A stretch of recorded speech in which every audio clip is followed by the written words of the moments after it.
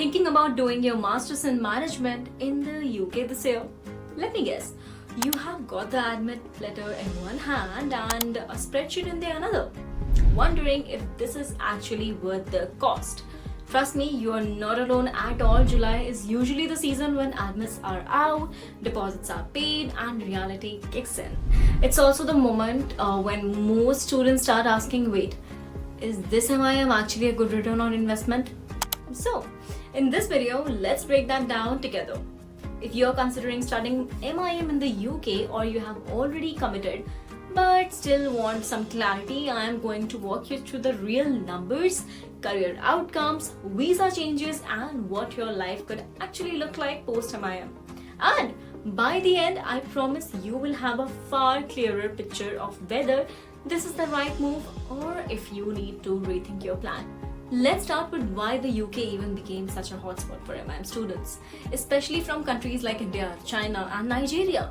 For one, the UK MIM market is dominated by top-ranked schools like London Business School, Imperial, Warwick, and LSE. These programs are designed for recent grads, right? People just like you with less than 2 years of work experience, typically aged between 21 and 24 years old, right? The structure is pretty straightforward. Most of these MIM programs are 1 year long, so you are in and out quickly, which is great if you are in a hurry to enter the job market. The class profile at most of these schools includes students from over 40 countries. So if you are looking for international exposure and group projects, you are in for a ride. Now let's talk about numbers. Tuition fees for UK MIM programs vary quite a bit. If you are heading to London Business School, you are looking at around 49,000 and above pounds just in tuition, and living expenses, especially in London, and the total cost of attendance shoots up to about 65 to 70,000 pounds. Imperial's MSc Management comes in at around 44,000 pounds. Warwick and LSE are slightly lower in the 30 to 38,000 pounds range. Now the big question, what do you really get in return? Right? On average, MIM graduates from UK schools earn anywhere from 40,000 to 50,000 pounds as a starting salary. If you go to a top tier school and land a role in consulting, finance, or tech, that number can hit 60,000 pounds or even more. At LBS, for instance, the average graduate salary is just 50,000 pounds, and many roles also come with joining bonuses or performance-based incentives, right? Now, but here's the good news. If you are smart about budgeting and land a decent job right after graduation, you can realistically recover your total investment in about 2 to 3 years. But that's assuming you stay in the UK and work. And that brings us to visas. In mid-2025, the UK government reduced the post-study graduate route visa from 2 years to 18 months. That gives you a year and a half to live and work in the UK after finishing your course. It's still a solid window though to find a job, but it does mean you need to start early, like as early as your first term, No more waiting till graduation, please. The other update is the skilled worker visa. Starting July 2022, the salary threshold for this visa is going up.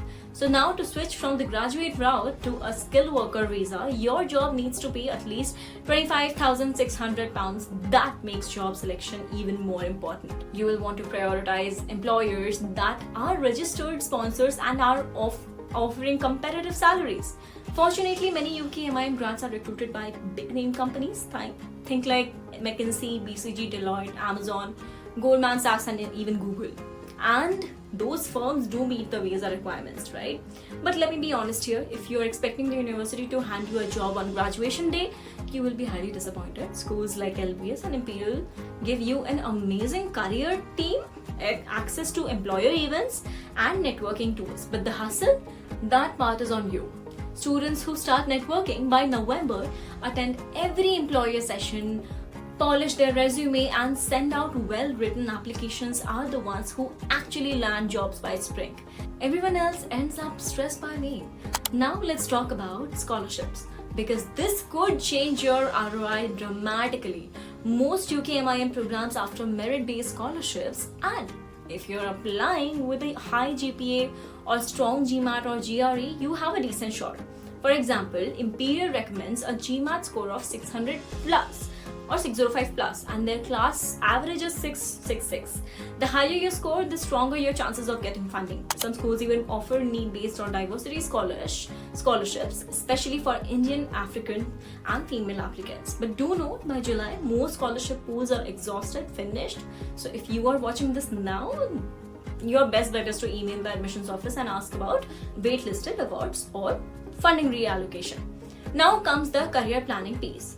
MiM is not just a cheaper MBA, it's a different path altogether. MiM students usually land roles like business analyst, associate consultant, financial analyst, or product analyst. These are great stepping stones, but if your dream is to be a partner at BCG or an investment banker at JP Morgan, you will likely need an MBA later. So think of your MiM as the launch pad, not the finish line technically. Some students use MiM to move abroad and then pursue a second master's. Switch industries maybe as well, or build a career foundation in the Europe or the UK. Others go back home after 2 years with international experience and a much stronger CV. Either can work, right? But only if you are clear about what you want by the time the program ends. So what's my verdict, okay? If you're 22 or 23, have little to no work experience, and you are aiming to start your international career fast, MiM in the UK is still one of the best moves you can make in 2025. Yes, the visa rules are a little tighter now. Yes, competition is high, but the brand value of these schools, the exposure, the career services, and the alumni networks, they are still world class. Just go in prepared, budget smart, network early, and make your ROI strategy part of your study plan from day one. If you want help figuring out which UK MiM program is best for you, or if you have already gotten admit and need some help with the scholarships, networking, or even jobs, book a one-on-one consultation using the link below in the description. Okay, we have given it there. We have helped hundreds of students make smarter decisions with their money, time, and effort. And hey, if this gave you some clarity, drop a like and subscribe. We post real research-backed content every week to help international students like you make better choices. See you in the next one. Bye bye.